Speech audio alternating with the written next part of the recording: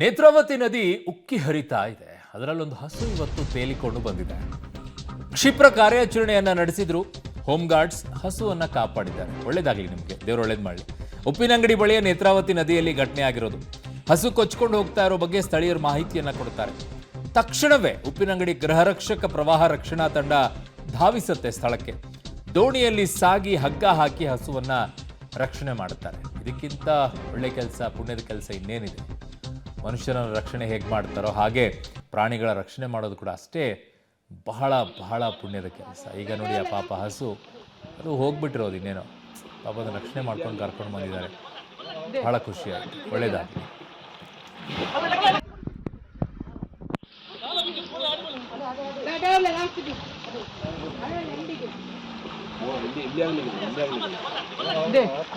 ಇದೆಲ್ಲ